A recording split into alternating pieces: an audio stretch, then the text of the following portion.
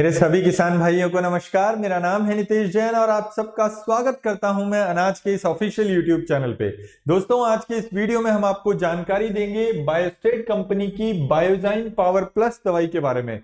साथ ही साथ में आपको ये भी बताएंगे कि ये दवाई आप कौन कौन सी फसल में उपयोग में ले सकते हैं, इसके टेक्निकल नाम के बारे में जानकारी देंगे और इसकी पूरी विधि के बारे में बताएंगे कि आपको दवाई कितने ग्राम लेनी है, कितने किलो लेनी है, कौन सी फसल में करनी है, पानी में मिलाकर करनी है या किसी और के साथ मिलाकर करनी है, अकेली करनी है या आपको किस अवस्था में करनी है, उस सारी विधि के बारे में जानकारी देंगे।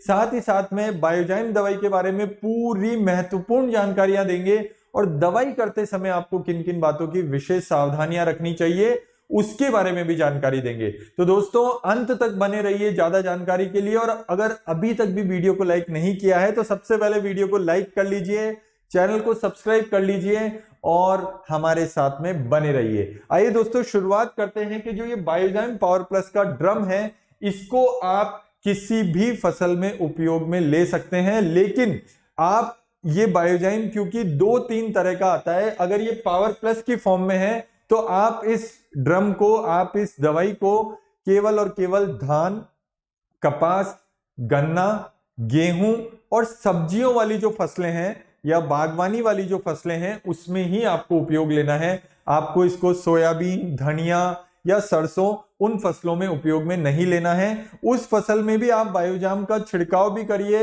या फेंकिए भी सही, मगर वो बायोजाइन सिंपल आता है जिसको कि हम क्रॉप प्लस बोलते हैं।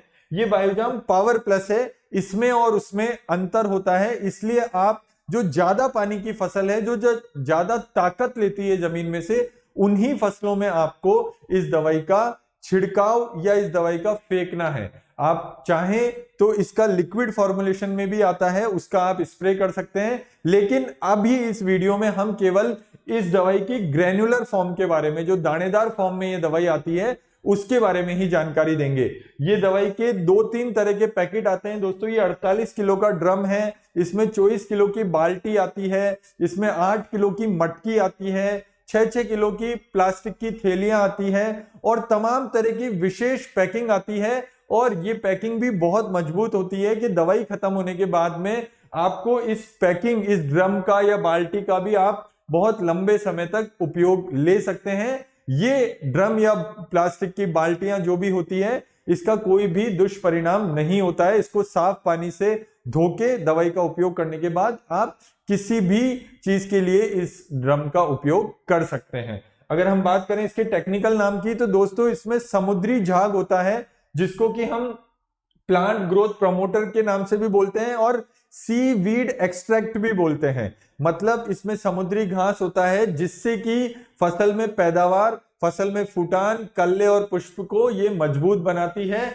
और फसल की स्वर्गीण विकास में मदद करती है। अगर हम बात करें इसके डोज की तो मात्र 8 किलो प्रति एकड़ आपको ये दवाई उपयोग में लेनी है। आप चाहें तो ये दवाई सिंगल भी फेंक सकते हैं, आप चाहें तो ये दवाई किसी भी तरह के उर्वरक, मतलब डीएपी, यूरिया, एनपीके, एसएसपी या किसी भी तरह के लिक्विड फर्टिलाइजर के साथ में भी फेंक सकते हैं। अगर हम बात करें धान की तो शुरुआती अवस्था में आप इस बायोजाम को जब फेंकते हैं, छिड़काव करते हैं, तो आप इस दवाई को क्लोरो के साथ मिलाकर भी फेंक सकते हैं। इसका बहुत अच्छा परिणाम आपको बेहतर ढंग से देखने को मिलेगा बहुत जल्दी ही। अगर हम बात करें महत्वपूर्ण जानकारियों की तो दोस्तों, ये दवाई बहुत ही जबरदस्त दवाई है पौधे के ओवरऑल डेवलपमेंट के बारे में। पौधों की रोग प्रतिरोधक क्षमता बहुत ज्यादा अच्छी बढ़ देती है और इसी वजह से ये जो भी सूक्ष्म जीव हैं उनकी क्रिया को बढ़ा देती है। मतलब जो हमारे फसल के आसपास सूक्ष्म जीव होते हैं उनकी क्रिया को बढ़ा देती है, जैसे कि केंचुए, जैसे कि जो अन्य जीव होते हैं, जो मित्र कीट हम बोलते हैं, उनको फसल के पास में पहुंचा देती है, जिससे कि फसल फूटान मारने लगती है और पौधे, कल्ले, पुष्प सब चीज मजबूत होती है।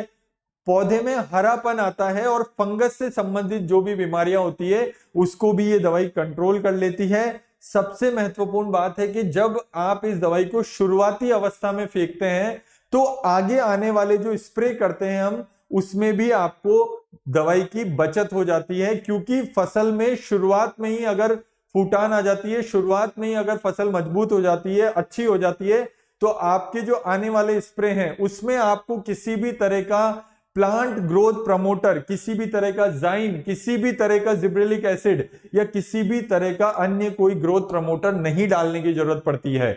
जब भी आप फसल में स्प्रे और ग्रेन्युलर फॉर्म की बात आती है तो आप हमेशा ध्यान रखिए, स्प्रे की बनस्पत, अगर हम कोई भी दानेदार चीज अगर हम डायरेक्ट हाथ के माध्यम से जमीन में फेंकते हैं तो वो हमेशा ज्यादा काम करती है। क्यों? उसका एक बहुत अच्छा और बहुत छोटा सा कारण है कि जब भी हम ग्रेनुलर फॉर्म की कोई चीज हाथ से फेंकते हैं तो वो डायरेक्ट जड़ में जाकर काम करती है, और जब भी हम टंकी के माध्यम से कोई स्प्रे करते हैं तो वो जड़ में उतनी मात्रा में नहीं पहुंच पाता जितनी की दानेदार फॉर्म में, ग्रेनुलर फॉर्म में कोई चीज पहुंच जाती है। और जब जड़ की विकास, जड़ का आधार अच्छा हो जाता है, मतलब कहने का कि अगर हमारे मकान की नींव ही कमजोर होगी तो आप कितनी भी बिल्डिंग बना लीजिए वो एक दिन गिरनी ही है, और अगर आपके मकान की नींव अच्छी है तो आप 100 माले की बिल्डिंग भी बना लो, आपके कोई दिक्कत नहीं आएगी। उसी तरीके से सामान्य भाषा में आप इसको समझिए कि कोई भी दवाई अगर दानेदार फॉर्म में है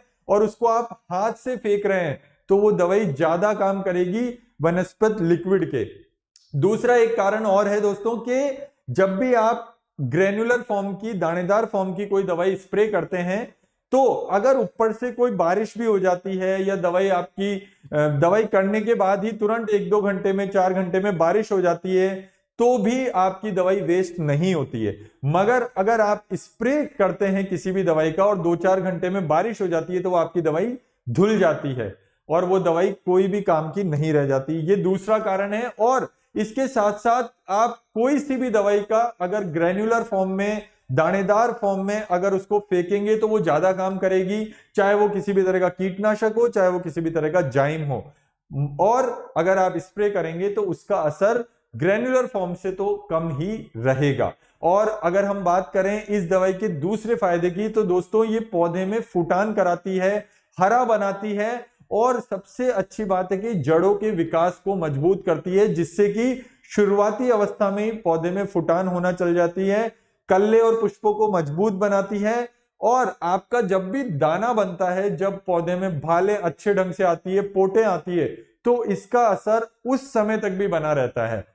इस दवाई के साथ अगर मैं धान का उदाहरण दूं तो आप क्लोरो का 20% चाहे 50% का मिला के इसके साथ में स्प्रे करते हैं तो आपका एक ही बार में 2 काम हो जाते हैं। आपकी स्प्रे टैंक का जो खर्चा होता है वो भी बचता है, प्लस कीटनाशक और जाइम दोनों ही एक ही समय में आपके खेत में पहुंच जाता है। धान में तो इसका बहुत ही जबरदस्त रिजल्ट है दोस्तों, और ये एक बेहतरीन प्रोडक्ट है जिसका बाजार में बहुत अच्छा नाम है, इसकी बहुत अच्छी गुडविल है।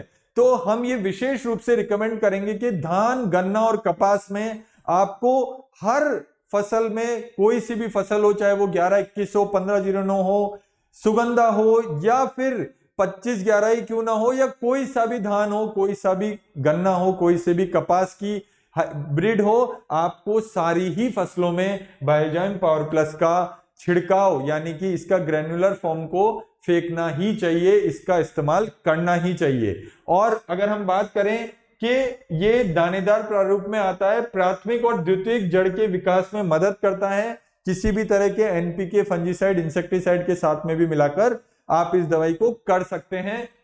ये थी तमाम महत्वपूर्ण जानकारियां। आगे अगर हम बात करें सावधानियों की तो दोस्तों दवाई कोई भी हो, सावधानी रखना बेहद जरूरी है। सबसे पहली बात तो बच्चों को हमेशा दवाई की पहुंच से दूर रखना है, और हमेशा जब भी आप ड्रम को खोलें और ड्रम को उपयोग में ले लें तो अब उस ड्रम को, मैं जैसा कि अन्य वीडियो में कहता हूं कि ये जो खाली बोतलें, खाले पुड़िया, ये सब चीज होती है, इसको आपको तोड़ मरोड़ के नष्ट कर देना है।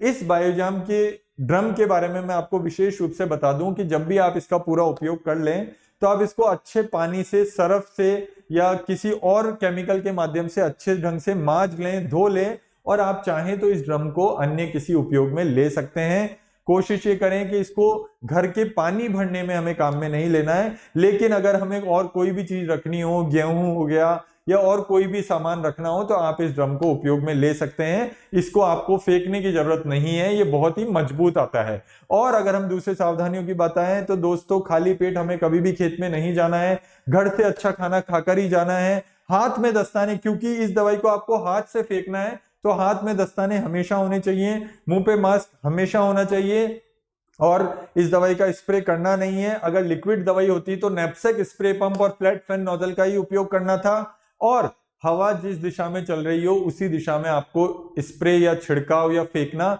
चाहिए, ताकि वो दवाई बिल्कुल अच्छे ढंग से पौधे तक पहुंच जाए और हमारे पास वापस ना आए। और सबसे महत्वपूर्ण बात कि ये तमाम जो सावधानियां हैं ये अलग अलग दवाई में अलग अलग रूप से होती है, लेकिन अधिकतर जो सावधानियां हैं वो एक ही तरीके से आपको फॉलो करनी है। सभी दवाइयों को करते समय आपको सावधानियों का बेहद अच्छे ढंग से ध्यान रखना है। और ये पूरी जानकारी थी बायोजाइम पावर प्लस ड्रम के बारे में, बकेट के बारे में, इसकी जो एक केतली नुमा फॉर्म आती है उसके बारे में, और इसकी थैली नुमा फॉर्म भी आती है उसके बारे में।